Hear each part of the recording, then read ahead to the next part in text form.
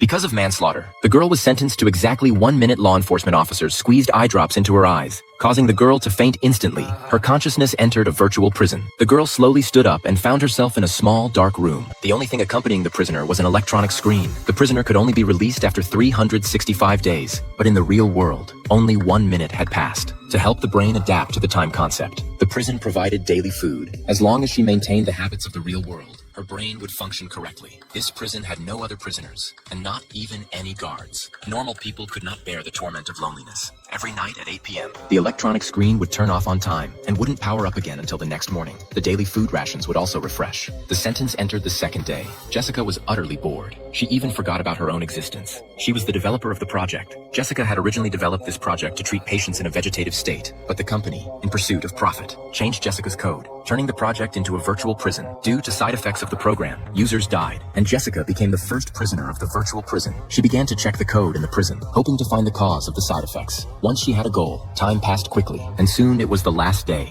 Jessica patiently waited for the sentence to end. She waited until the lights out time at night, but the prison doors did not open. Instead, the time on the electronic screen suddenly reset. The sentence was back to the first day. What was going on? Jessica started cursing the company's messed up project. They had even forgotten to write the exit code for the prison. Jessica didn't want to stay another second. She began to violently destroy everything in the prison, but it was all in vain. The program showed no response, but suddenly, wind blew out from the food storage cabinet. Jessica walked over and carefully searched, and surprisingly found a small gap. With a little force, she easily opened the steel plate. She crawled through the hole and discovered it was an abandoned warehouse. Jessica had no idea where she was. She wanted to escape, but found another warehouse, and inside was an array of food. Jessica hurriedly opened the door inside the warehouse and discovered countless surveillance devices. Guards outside the window also realized someone was escaping. Jessica grabbed a coat and quickly fled. The guard's car was parked by the roadside. Jessica quickly started the car and floored the accelerator, finally escaping from the remote wilderness. After calming down, Jessica reflected on everything and finally understood it was the company's conspiracy. Because she had always opposed the virtual prison project, the company had failed to secure any investments. The executives wanted to kick her out of the company in this way. She had never entered the virtual prison. Instead, she had been locked up for a real year.